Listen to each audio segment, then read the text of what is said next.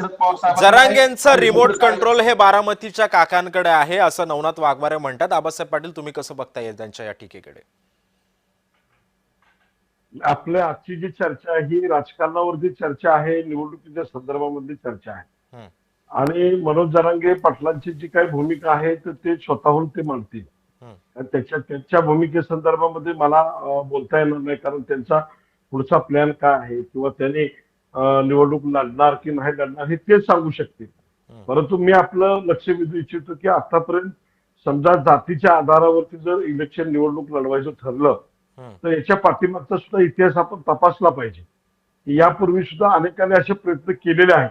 अनेक संघटना उतरल्या, संघटनांनी पक्षात रूपांतर केलं, त्याने निवडणुका लढवण्याचा प्रयत्न केला, परंतु त्यांना कुठपर्यंत यश आलेलं आहे हे तर आपण आता बघितलेलं आहे। आपल्या माध्यमातून ते अनेक वेळा विश्लेषण झालेलं आहे। हम्म, मला एकच सांगायचं की निवडणूक लढणं किंवा निवडणुका लढवणं हा काही लोकशाहीचा भाग आहे। त्याच्यामध्ये कोणाच्या मनात आलं, कुणी वाटलं उद्या कोणी निवडणूक लढवू शकतो।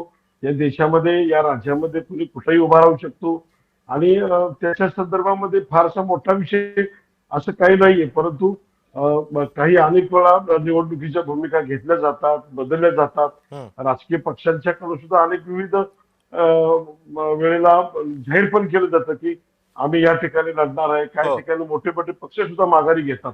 परंतु आजचा जो विषय आहे की मनोज जरांगे पाटील हे निवडणूक लढवणार की नाही लढवणार या बाबतीत ते स्वतः सांगू शकतील किंवा त्यांचे काही कार्यकर्ते असतील हम्म, ते सांगू शकतील। याच्यावरती आता त्यांचे काही माझं या विषयावरती चर्चा झालेली नाही किंवा मला त्याच्यावरती तसं भाष्यही करता येणार नाही। हम्म, बर।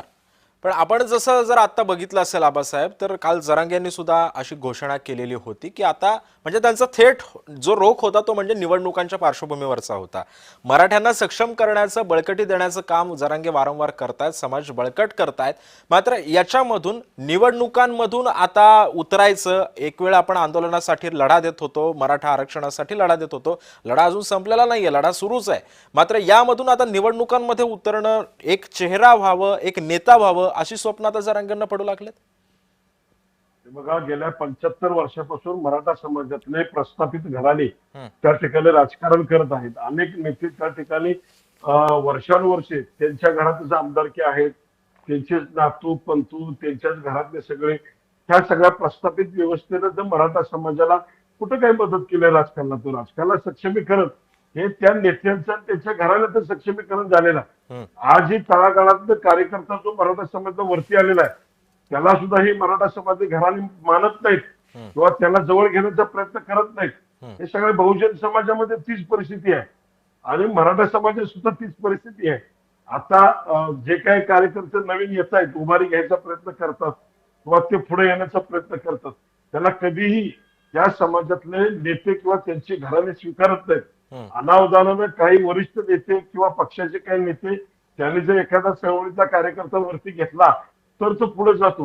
परंतु हे कधीच की आज मी आता नवनाथ वाघमारे सुद्धा आपल्या पॅनेलवरती आहेत, हा, त्यांना सुद्धा कल्पना असेल की पूर्वीपासून तुम्ही बघा की आज आतापर्यंत जे राजकीय घराणे आहेत ती 50-50, 60-60 वर्ष पण तीच घराणे आहेत ना।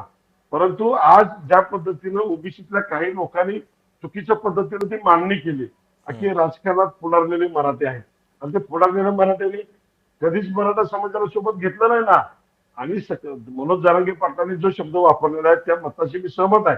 त्याच्यामध्ये दोन गोष्टी आपल्याला घ्याव्या लागतील की पहिला मुद्दा शासनाचं सक्षमीकरण, म्हणजे शासन स्तरावरती मराठा विद्यार्थ्यांनी भाग घ्यायला पाहिजे, त्याच्यामध्ये गेलं पाहिजे। आज फक्त आंदोलनामध्ये येणारे विद्यार्थी त्यातले किती जण त्याच्यामध्ये थोडा IAS IPS होण्यासाठी प्रयत्न करतायत किंवा त्याच्यामध्ये बर, नोकऱ्यासाठी किती लोक प्रयत्न करतायत, हम्म। व्यवसायासाठी किती, हा पण संशोधनाचा भाग आहे। खरं आहे, तुम्ही म्हणता राजकारणात आबासाहेब येणाऱ्या पाटील, सुद्धा हा संशोधनाचा